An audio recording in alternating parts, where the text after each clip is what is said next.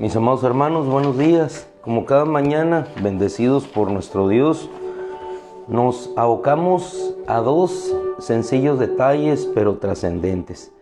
Y ese va a ser el título que nos va a conducir en esta mañana, sencillo, pero trascendente. ¿Cuántas cosas hay en nuestra vida que aparentemente son sumamente sencillas, pero sin embargo son trascendentes, no solamente para nuestra vida, sino para la vida de los demás? Simplemente y llanamente una sonrisa puede cambiar totalmente el rostro de otra persona. Un rosco hosco, un rosco huraño, en ocasiones provoca la misma reacción reflejo de espejo en otra persona. Pero una sonrisa, simplemente sonríes y ya vas a obtener una reacción diferente. Es un acto sencillo, quizá imperceptible para algún otro, sin embargo de gran trascendencia para los demás. Y hay dos cosas muy sencillas que nosotros hacemos cada día y de una trascendencia, de una envergadura que quizás no podamos nosotros entender ni comprender hacia dónde es llevada. Esas dos cosas sencillas que cada día hacemos es la oración y la palabra. Son dos cosas tan sencillas, tan puestas a nuestra disposición, tan al alcance de nuestra mano, y sin embargo que no las tomamos.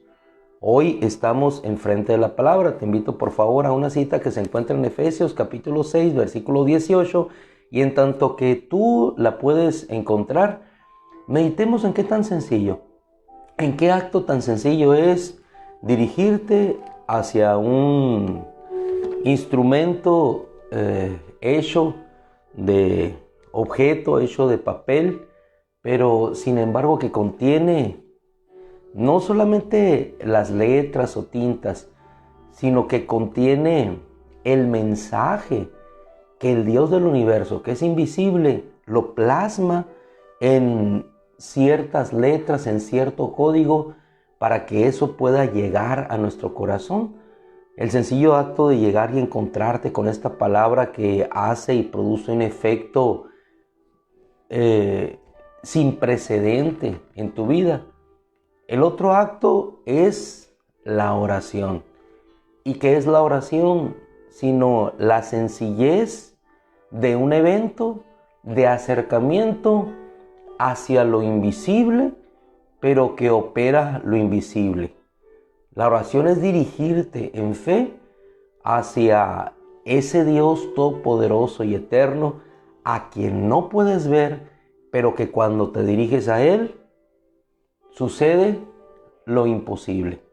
Oramos a ese Dios todopoderoso, Padre nuestro hoy, hijos nosotros, y sucede lo imposible. Dos actos tan sencillos pero tan trascendentes.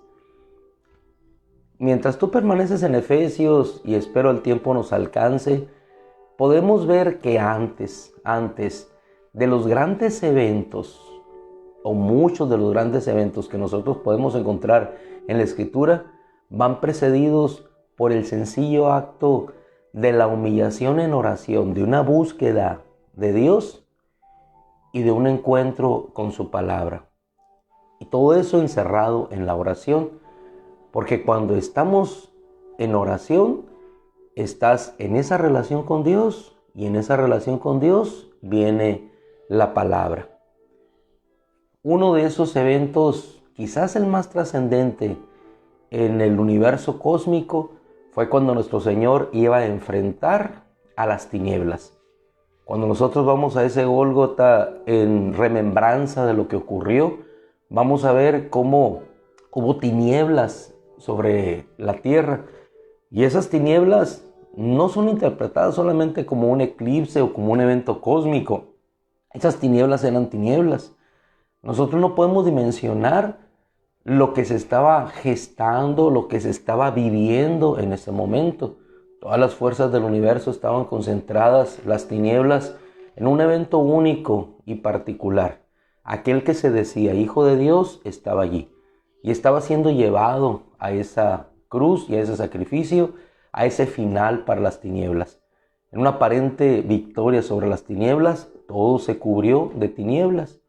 El pecado de la humanidad, las tinieblas del hombre, manifestadas en ese acto cruel, sangriento, despiadado, de llevar a un inocente a la cruz, ahí se estaban manifestando.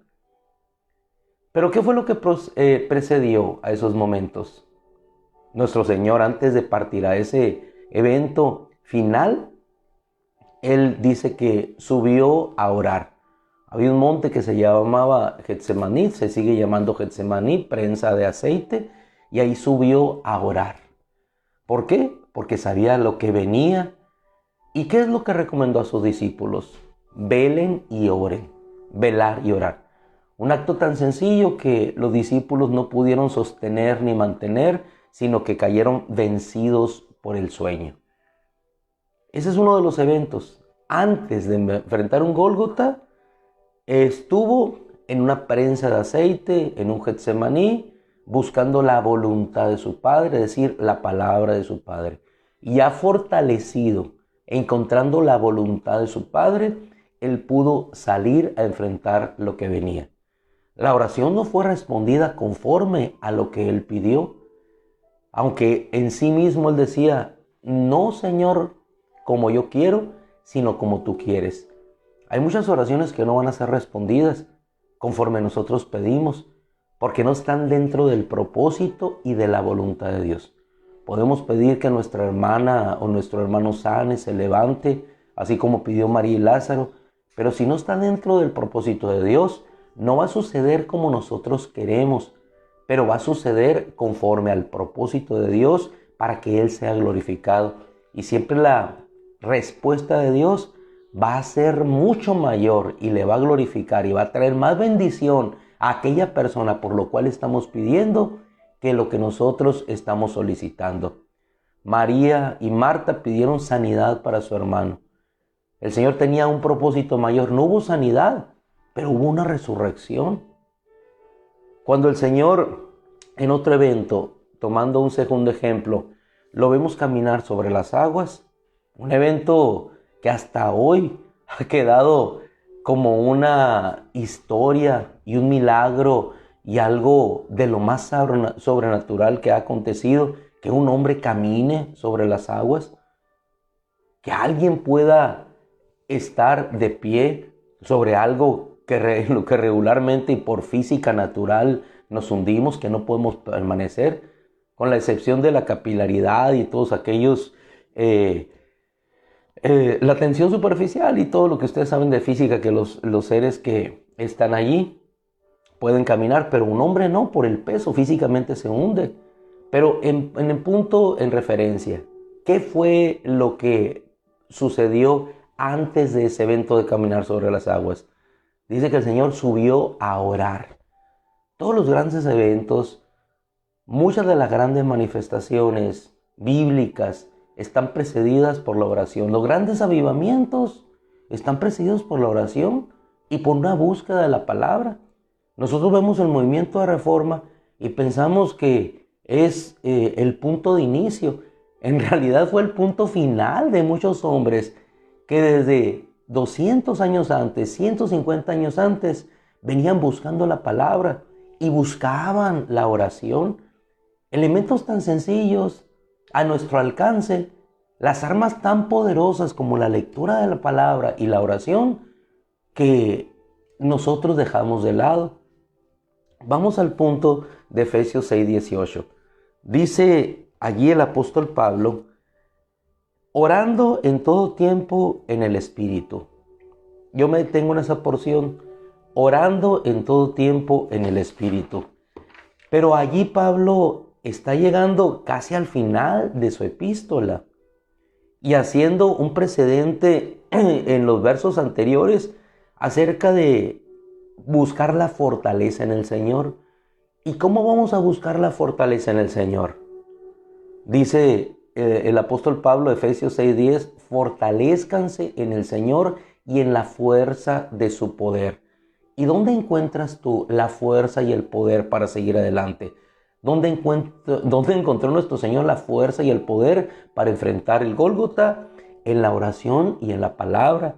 ¿Dónde encontró la fuerza y el poder la iglesia para salir hacia adelante, enfrentar lo que ellos vivieron en el primer siglo de la era cristiana?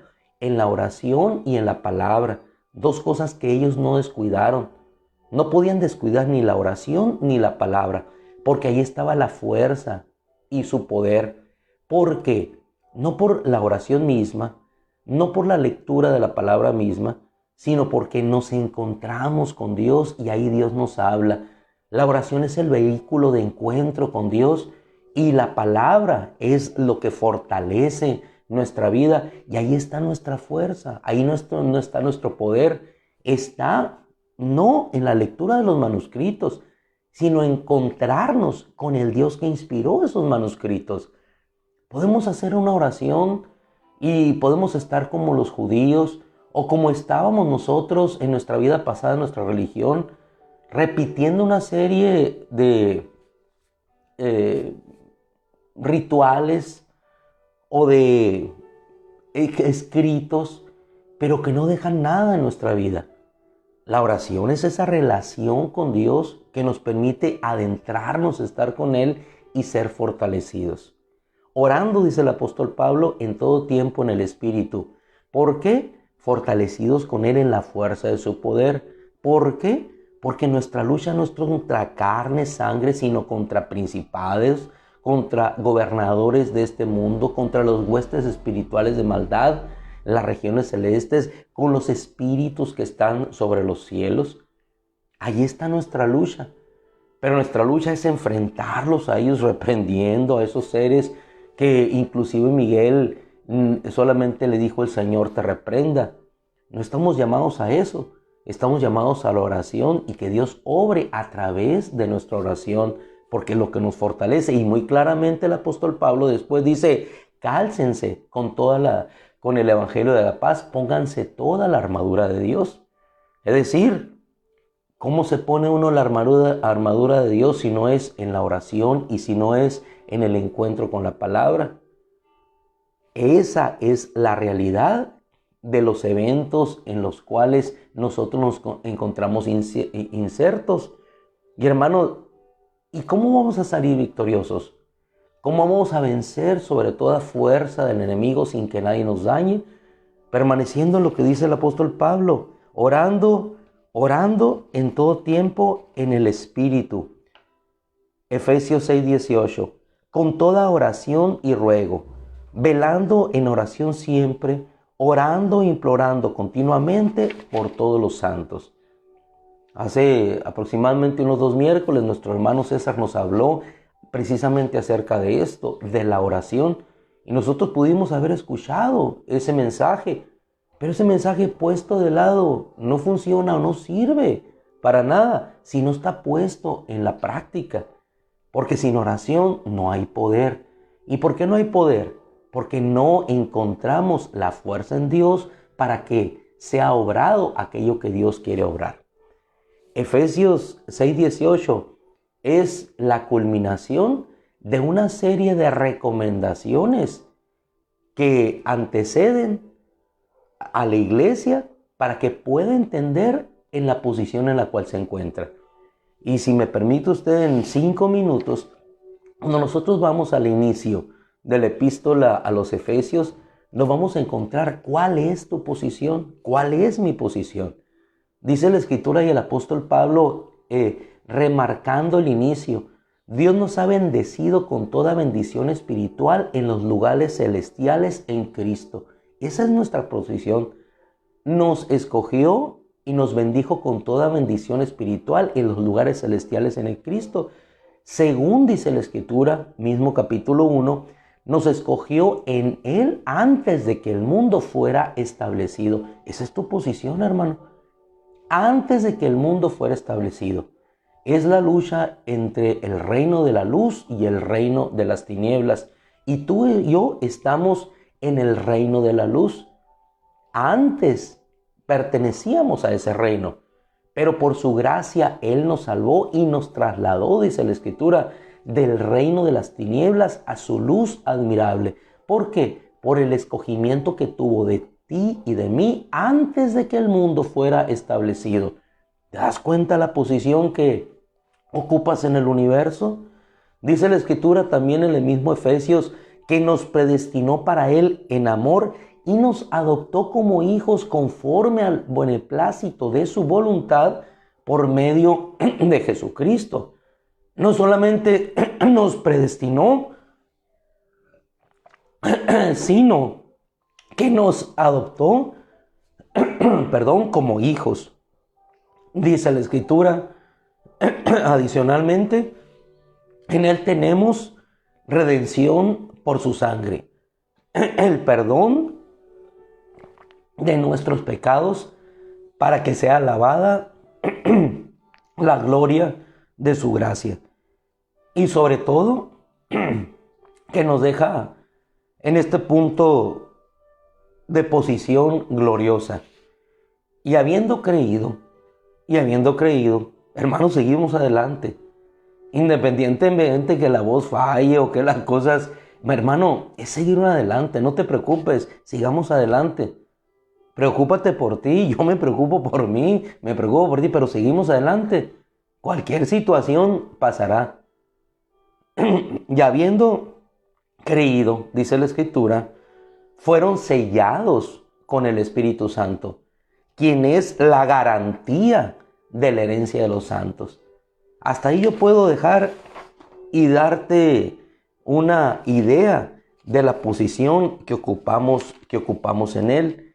Nos fue dado el Espíritu Santo como una garantía del poder, dice el mismo Efesios 1:20, que ejerció en el Cristo, resucitándolo de entre los muertos y haciéndolo sentar en la diestra en el cielo sobre todos los principados. Y ese es el punto en referencia.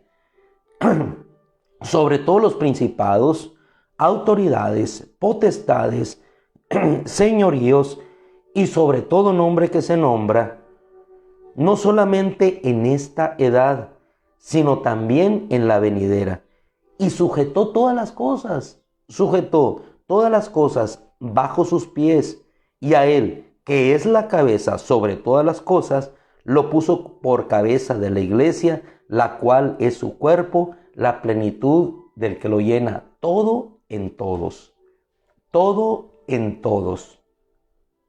Nuestra lucha no es contra carne y sangre, pero tenemos, hermano, el recurso hermoso y poderoso a nuestro alcance. Algo tan sencillo, pero tan trascendente como lo es la palabra puesta en tu corazón y la oración para poder llegar a nuestro Dios, y por medio de esa oración, como dice nuestro hermano Santiago, ya en la eternidad, la oración hecha eficaz del justo pueda lograr mucho. Terminamos Efesios capítulo 6, versículo 18, orando en todo tiempo. Y hoy nos hemos propuesto en esta semana, al final de este tiempo que tenemos de encuentro con la palabra, orar, como siempre lo hacemos, pero con un propósito específico, muy específico. Orar por nuestras autoridades, orar por aquellos que Dios pone en este mundo para que nosotros podamos vivir tiempos reposados en toda reverencia a Dios y piedad y santidad. ¿Cómo podemos nosotros cambiar este mundo? No lo podemos hacer. ¿Qué podemos hacer? Orar solamente. ¿Para qué? Número uno, para poder mantenernos en Él, reconociendo que somos extranjeros y peregrinos, pero orando en todo tiempo. Efesios 6, 18, en el Espíritu, con toda oración y ruego, velando en oración siempre. ¿Qué es lo que dijo el Señor antes de ir al Gólgota. Velen y oren para que no entren en tentación. El espíritu a la verdad está dispuesto, pero la carne es débil. ¿Cómo vas a fortalecer tu carne? ¿Cómo vas a fortalecer tu carne para que no vaya hacia el pecado? No fortalecerla para que vaya, fortalecerla para debilitarla. Orando, yendo hacia Dios. Y no solamente por todos los santos, sino también por mí, decía el apóstol Pablo, el gran apóstol Pablo, el hombre lleno del Espíritu, el hombre por medio del cual él obró milagros, orando por mí. ¿Para qué? Para que en la sencillez de una oración Dios pudiera abrir su boca y predicar la palabra osadamente, el misterio del Evangelio en libertad, para que la palabra de libertad del Evangelio pudiera traer salvación, vida eterna a todos aquellos que todavía estaban aprisionados por las tinieblas. No se te olvide una gran verdad de la Escritura. Eres luz en el Señor y la luz resplandece entre las tinieblas.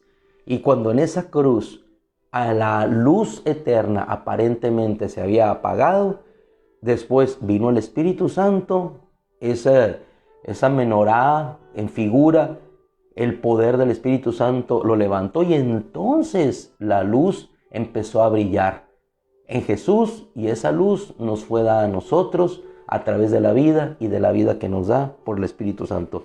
Concluimos pues con la recomendación del apóstol Pablo a Timoteo.